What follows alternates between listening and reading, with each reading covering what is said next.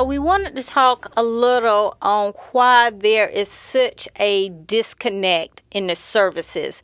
We talked earlier in some of the earlier slides that we all have mental illness regardless of our background, but as a minority, we tend to have less services. And some of those reasons are based on our own cultural beliefs. So one of them is that stigma or our belief system. And in some of the recent studies that I've looked at, it showed that the stigma within the African American community, that we feel that receiving treatment for mental illness is against our families a lot of times. Some people feel that sitting down and talking to a stranger, quote, or a therapist, was against family value. You don't go out and talk about your dirty laundry to anybody outside the family. So a lot of African Americans believe that if you even have mild depression or anxiety, you're considered crazy. And, many believe that discussing mental illness is not even appropriate with your family. So a lot of times you just hold it within, that secret that you can't release to anyone, even your family member. In the African American family, a lot of people resist seeking treatment in fear that it might reflect poorly on their family. They don't want to admit that there's something wrong within their family or that there's brokenness in their home. So they rather not get treatment. Well, and I want to mention something about you said dirty laundry, and airing dirty laundry.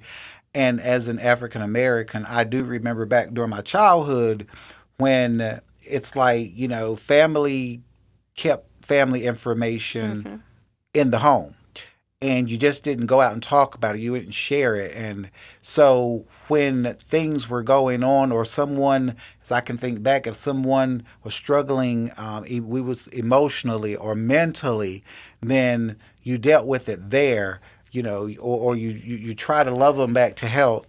But sometimes that isn't just enough. And I remember, like I said back then, that a lot of times people would just you had to keep it within the confines of the home. And there were people in the homes who were not equipped to handle it, who really didn't even see the signs and acknowledge the signs that were there. And so the person who was suffering felt that they had to suffer in silence because you don't talk about it. Because as you just said, Tinger, sometimes people would say, and even within your own families, well, he's crazy or she's crazy, which in fact simply was they were struggling, they were depressed, and they just didn't think that they had anyone that they could talk to who could understand them, first of all, and secondly, who would support them. That is so true. And I've even had students to come to my office because their teacher noticed that something wasn't quite right with them. And they would get to my office and say, my parents said, I can't talk about it. And although they knew something was wrong and they were hurting, it was about keeping that family trust. I can't talk about it. So a lot of times that wall was placed so that where there was help, the students weren't allowed to receive the help because parents would not allow them. So we're saying that, there are safe places, there are safe people, and that concern that something might happen, they might take my child away. Those kinds of concerns will often keep us from getting the services that we need.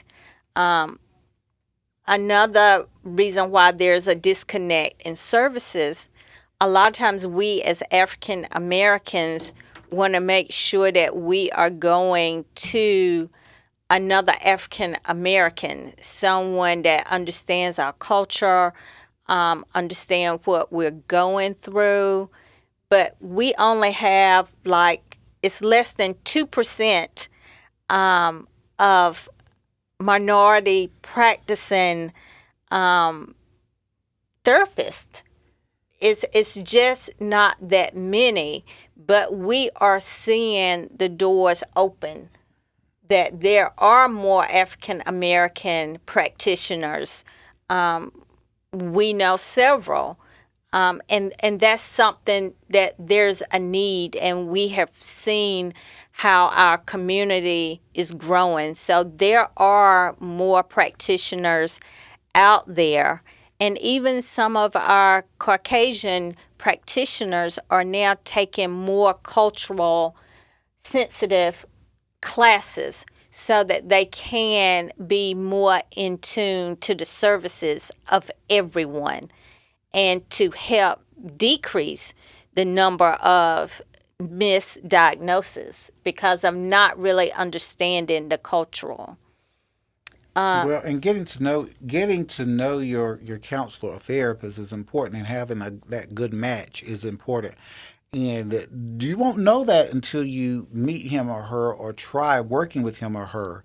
And that's so important, to at least have an open mind, to be willing to at least talk with someone. And there are people with whom I've worked and said, okay, I've had a counselor or two counselors before you, and I just didn't mesh with them, so I never went back, or I discontinued. And for some reason or another, we connected, so we began to work together. And there are people with whom I've worked, and they just came a couple of times, or they may have moved on to someone else. But you want to find someone that you can relate to, who can connect with you, so you feel free. You feel free to share your innermost thoughts. You feel free to share what's bothering you without feeling like I'm going to be judged if I say something, or I'm going to be considered crazy if I say something. Because we want you to know, as Tindra said a few moments ago, regardless of the ethnicity of the counselor, though there aren't as many in that profession, but that number has changed. There are a lot more now who are obtaining those professional degrees to provide that therapy or counseling for people who look like them, because that, for some, that's very important. But there are some, so we encourage you to at least try and consider working with someone who can provide you with some relief. And you can also kind of look at it when you have a medical condition, you might try 2 or 3 different medications before the right medicine will work for that specific condition.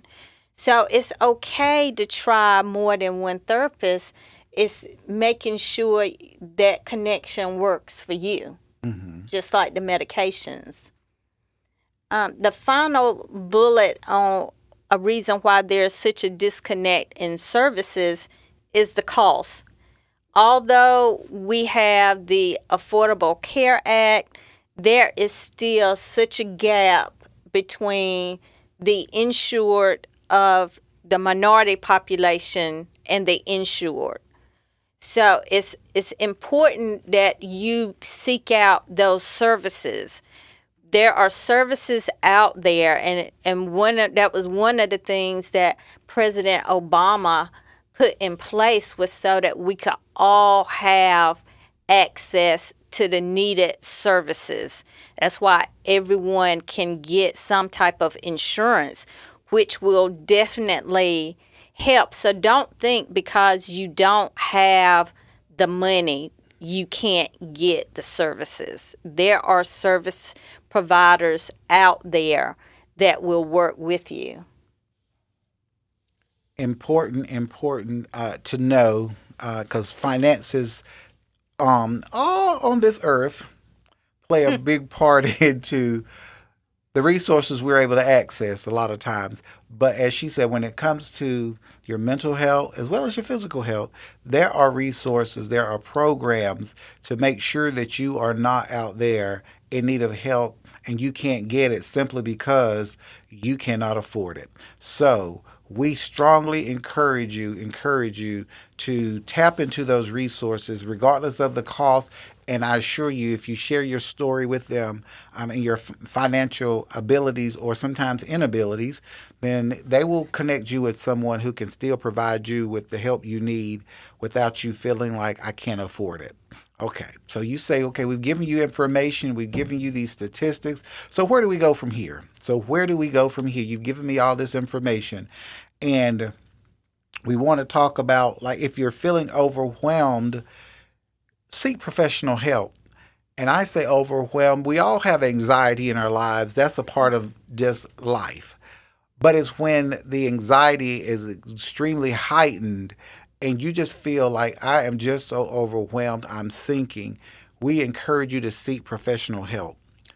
Don't feel ashamed to speak with the mental health professional, like Ginger was saying earlier. Don't feel ashamed to speak with someone, or you say a stranger, because of course they're going to be a stranger until you two get to know each other. But there are millions of people who have a therapist or a counselor, and they do it, and you may never know that they have one because they seem like they just really are doing well. And that may be a part of the reason they seem like they're doing well, because they have someone that they can talk to when the stressors are just so overwhelming. They have someone they can go to. So we say don't feel ashamed about talking to someone, even though we know sometimes there are stigmas.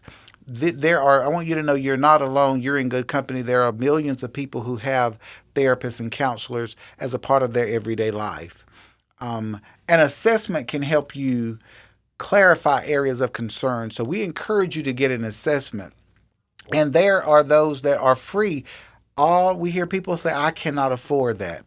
I just don't have that kind of money. So I'm just not going to see anyone. And it's just like in our physical health. I want you to use this analogy. In our physical health, if we don't take care of ourselves and we are having something that we say we just know is not feeling right, and we defer that maintenance, we don't go to the doctor for long periods of time, then we decide, okay, now it is so bad and I go, then you find a lot of times the doctors will say, if you would have come sooner. So we say this with our mental health. An assessment can provide you with the information to say, okay, am I okay, or do I really need help? And oftentimes you can get one and they're free. They're free. But please, please, please, at least consider that if you're falling into any of those categories we mentioned earlier.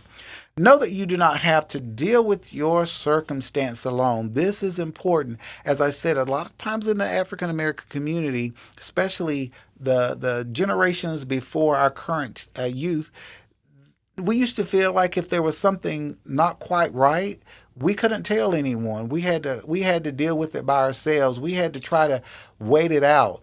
Sometimes that worked, but guess what? Sometimes it did not. But you're not alone. We talked about seeking help. I just mentioned the millions of people who do take an assessment or who want to feel better. You're not alone by just seeking out, and it does not by any means make you a person who is, as people the stigma would say, who is not together, who's crazy. No, that's quite the opposite. We want you to seek out the help. You're not alone. If you and your counselor therapist, we talked about, you're just not a good match. As Tinger said, you try it with medications, even with doctors. How often do we get a diagnosis from a doctor and we say, well, we want to get a second opinion? Mm-hmm. And I've actually talked to people and they said, well, you know what? I didn't like that doctor's response.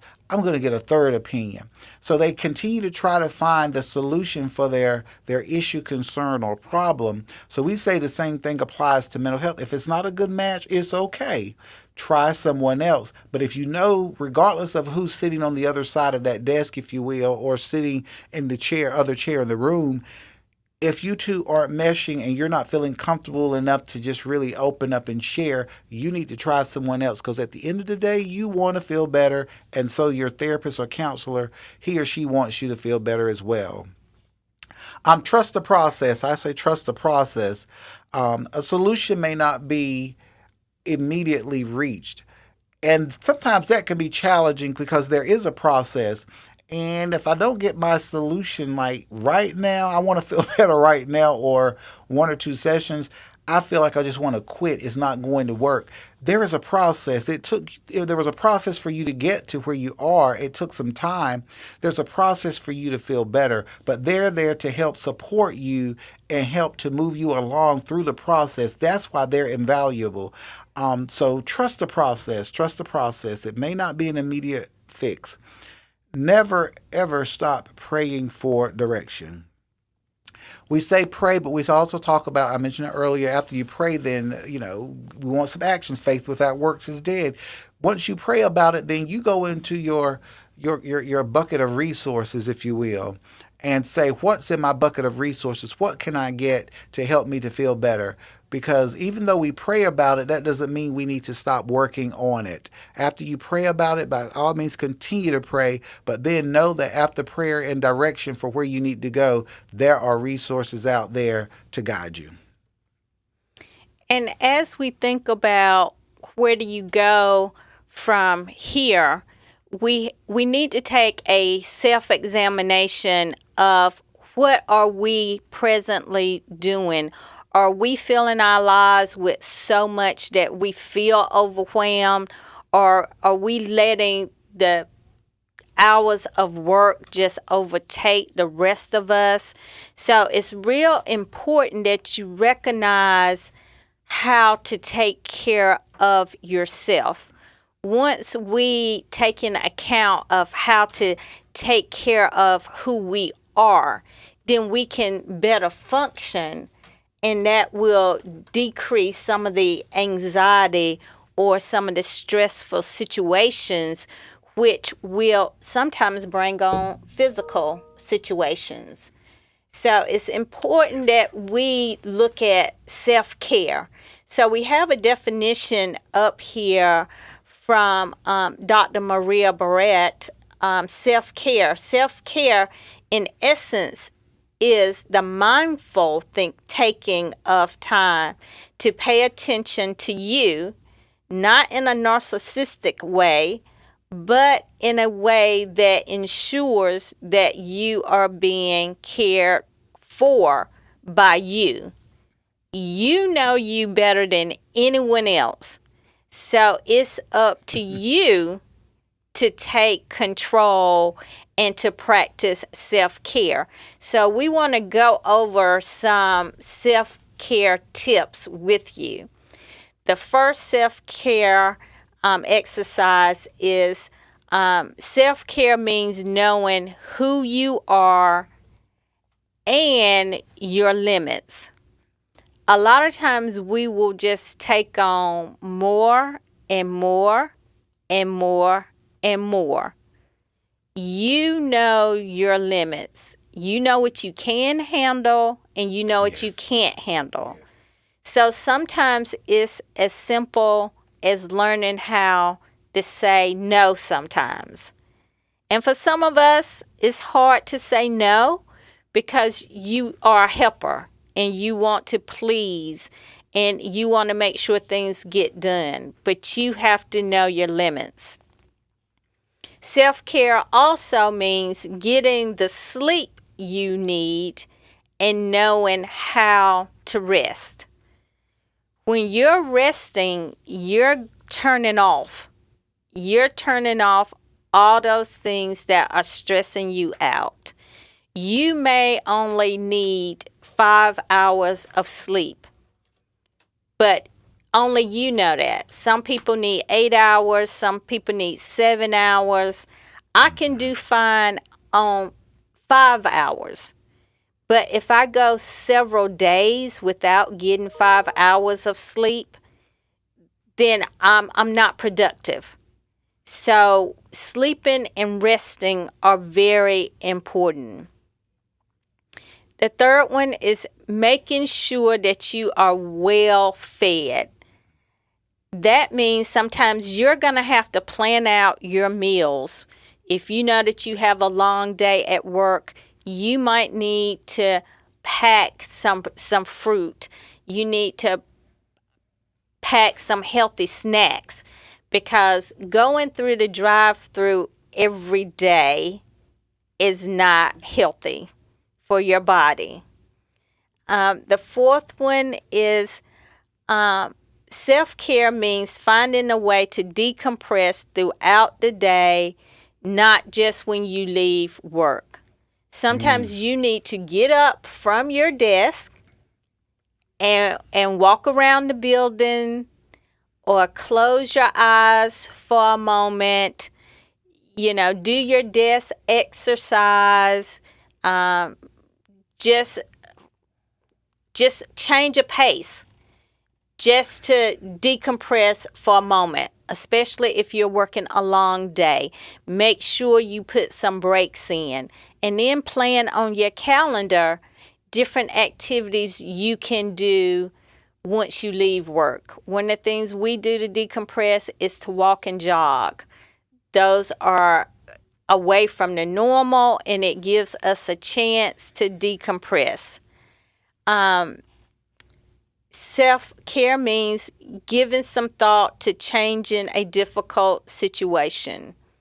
If you know that a situation is not working for you, instead of staying in that situation, try to find a way to change things around. And sometimes that means you might need to go talk with someone to help you to figure out a plan of how you can do things differently. It also means taking time to get to know you better.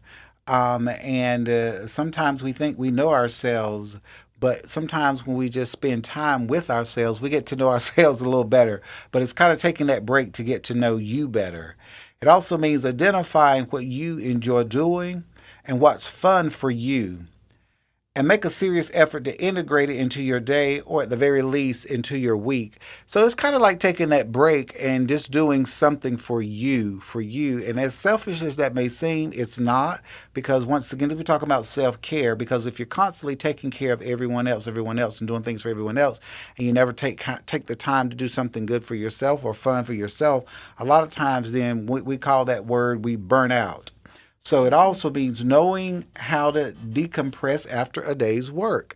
So after a day's work, you want to talk about, even though Tindra mentioned throughout the day, but even after a day's work, she mentioned how you can do something, whether especially this time of year, taking a walk or jog or whatever, even if it's just walking around the neighborhood or doing whatever it may be. If you say, I'm not a physical person, you may just want to just sit down and chill with Watch a movie, whatever it may be, but to decompress, and also to take care of yourself.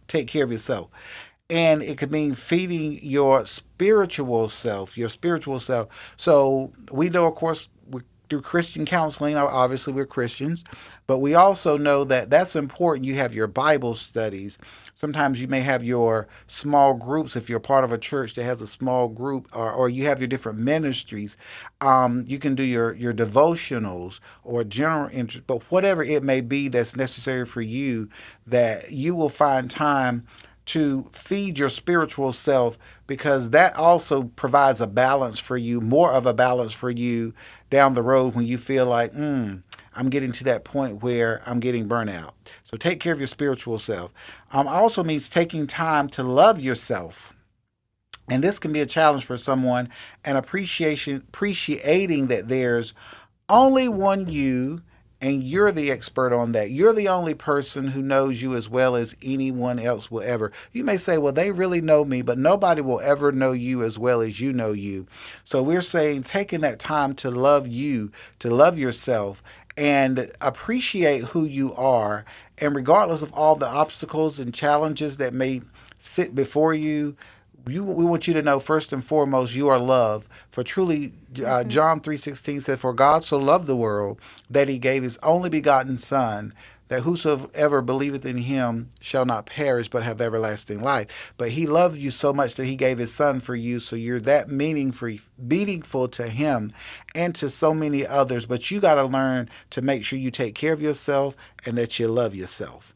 So we say make time for self-care, and it does take effort. You got to make the time, because you have so many things going on. You're so busy in this society in which we live. You got to make time for your self-care. And that's simply to make sure that you are rejuvenated so you can do what you need to do in order to help the next person, because we're often helping others and we burn out.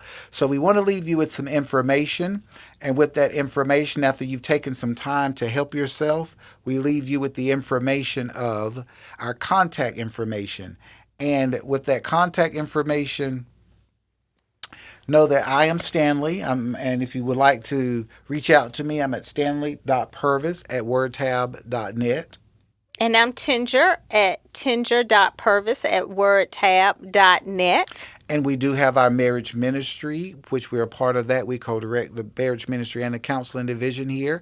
So our marriage ministry email is marriage ministry or at wordtab.net or WTC counseling at wordtab.net.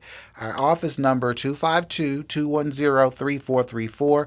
But even if we're not specifically the ones that you reach out to, we strongly encourage you, especially as July is set aside to highlight the National Minority Health Awareness Month. It's just that important that you will seek the resources that you need in order to make you or a loved one feel better.